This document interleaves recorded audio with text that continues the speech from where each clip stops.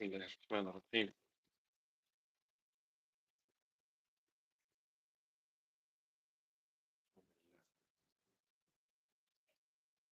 Bismillah. Where are the kids? Where's Mishka? No, he has to come. Mishka, come here. Alhamdulillah. I need kids in front of me. Otherwise, it goes over their heads. There we go. Bismillah ar-Rahman ar-Rahim. So what surah did you hear today? What did I recite? Call it out. Call it out. Al-Mulk and Zilzala. Okay. What did we talk about last week?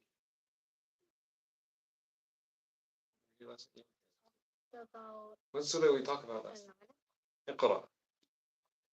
We talked about the Messenger sallallahu alaihi wasallam when he was in the cave of Hira, and the angel came to him, and he didn't believe that he could read or recite, and the angel told him sallallahu alaihi wasallam, Bismi Rabbika. Iqra Bismi Rabbika. If you have your Lord, if you say Bismillah, if you say Bismi Rabbika, if you start with the name of your Lord, then nothing is impossible. If you're doing something for Allah and you start with the name of Allah, nothing is impossible. So that's what we talked about last week. Why was Prophet Muhammad in the cave? What was he doing there?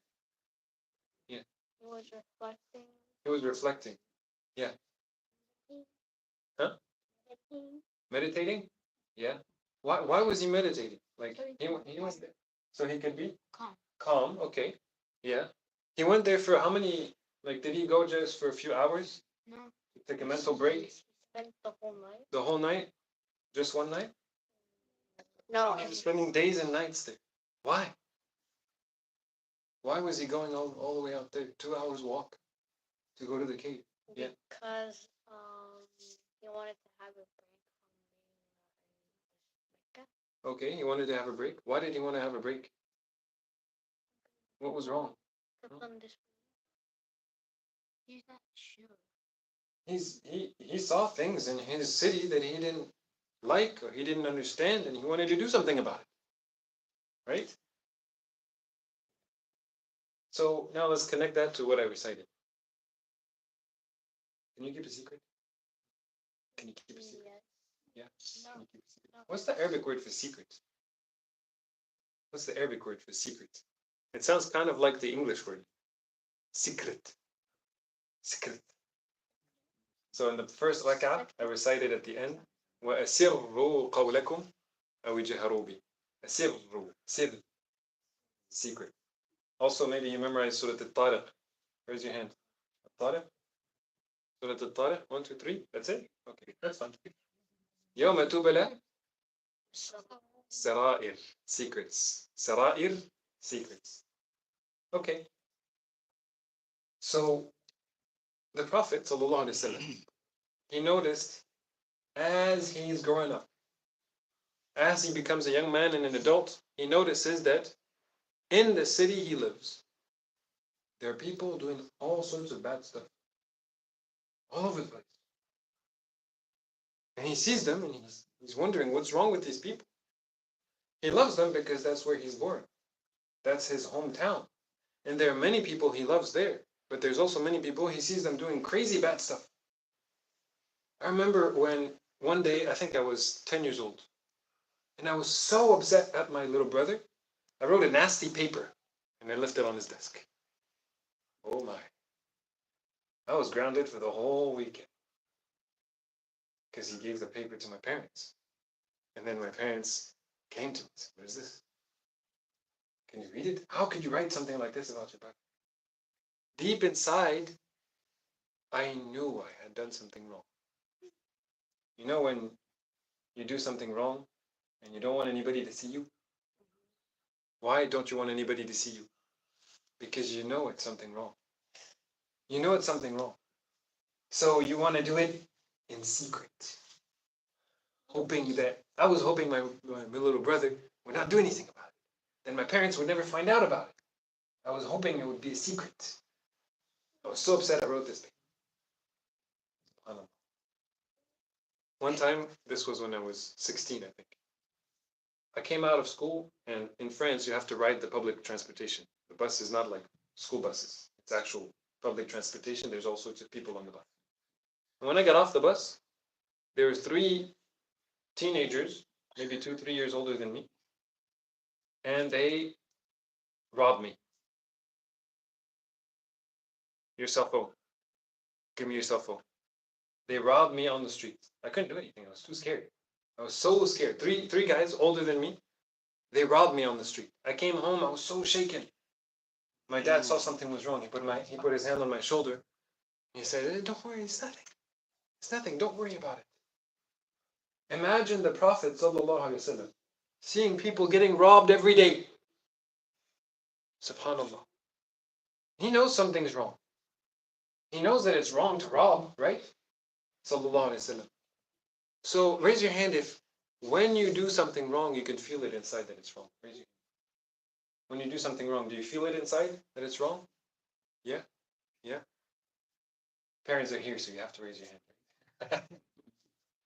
What is that called? That feeling inside. Why do you know it's wrong? When something's wrong, why do you know it's wrong? What's it called? Huh? Niyam? Nia? Nia? Intention? Okay. It's called the fitrah.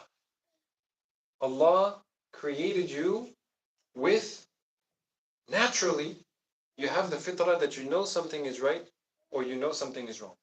That fitrah inside. So that is why the Messenger ﷺ, he was going to the cave. His fitrah, he knew that what his people were doing was wrong. And he wanted to do something about it. Sallallahu Alaihi Wasallam.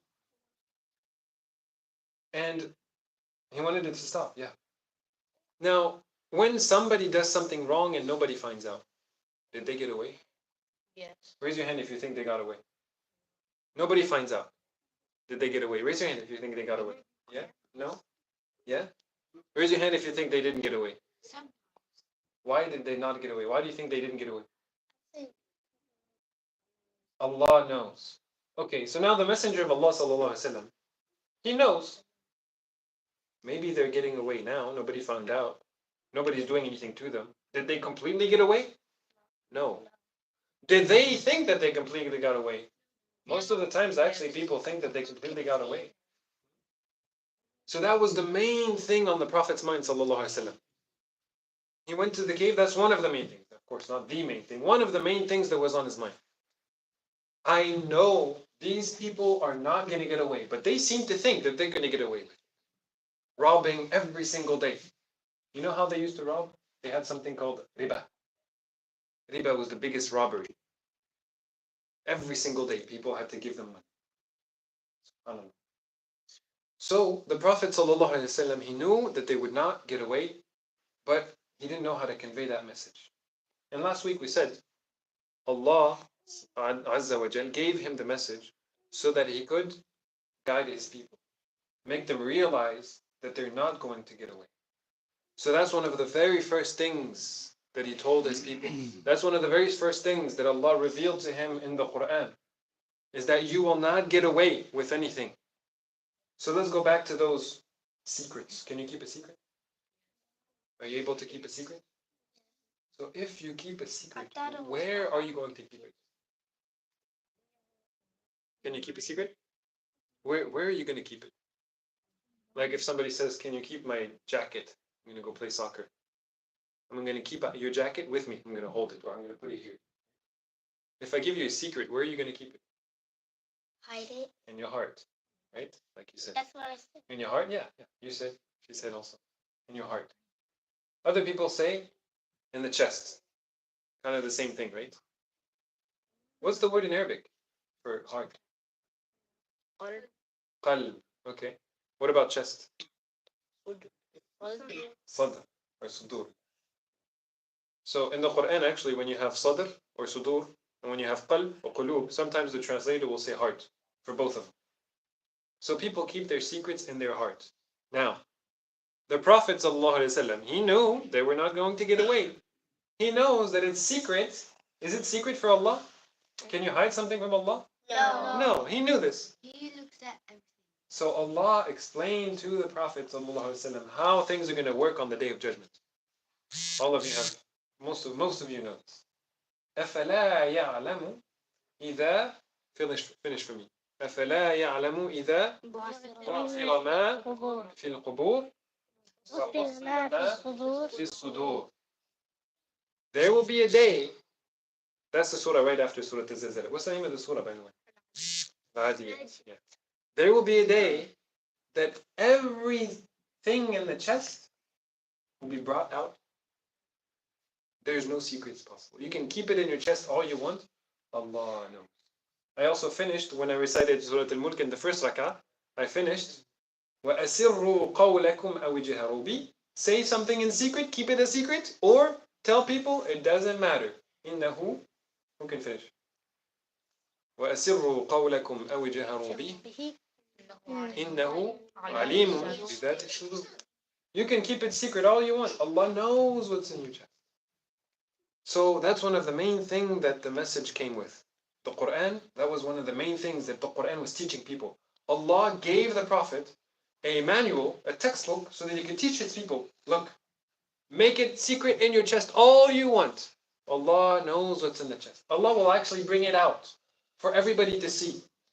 Subhanallah. So even if my little brother did not tell my parents, Allah would have told my parents.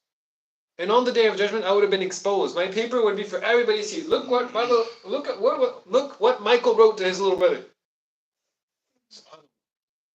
Allah to forgive us. You want Allah to show all the bad things you did like this? No. So that's why Surah Al-Mulk starts with وَهُوَ الْعَزِيزُ الْغَفُورُ.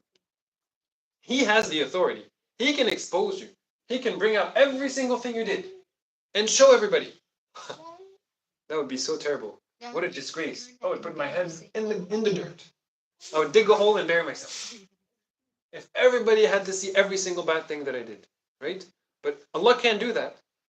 He has the authority and power to do that. But no, He loves to forgive. He loves for nobody to know what you did. SubhanAllah. Now, all these things that the Prophet was seeing, sallallahu alaihi wasallam, in his city, all these bad things people were doing, all these good things people were doing also. But all these people that were doing bad things, they felt they were going to get away. And so I also recited from Surah Al-Zilzala that on that day, everybody will be brought forward to be held accountable for what they did. فَمَنْ يَعْمَلْ مِثْقَالَ ذَرَّةٍ finish from خَيْرًا يَرَى. What does خَيْرًا mean? Good. Good. What about مِثْقَالَ ذَرَّةٍ? What is it? Very small. خَيْرًا, good. شَرًّا, bad. Even the smallest thing of good, Allah will make sure that you get something for it. And every smallest thing of bad, Allah will make sure nobody gets away with it. Yara. What does yara mean? فَمَنْ يَعْمَلْ مِثْقَالَ ذَرَّةٍ خَيْرًا يَرَى وَمَنْ يَعْمَلْ مِثْقَالَ ذَرَّةٍ شَرًّا يَرَى. Every small thing, yara. What does yara mean? See. Everybody will see. The smallest things that they did, everybody will see. So imagine now, the Prophet ﷺ, for many years, he's been troubled. He retreated to the cave because he was troubled about what's going on in his society. And one of the first thing Allah revealed to him, ﷺ, is, don't worry. No good will be ignored. Everybody will get something for the good that they did. And no one will get away with even the tiniest amount of that. So here, go ahead and teach the people. And so what happened 40 years later? 23 years later, what happened? All of Arabia had accepted the message. They understood that they will be held accountable. That no one will get away with doing bad things. SubhanAllah.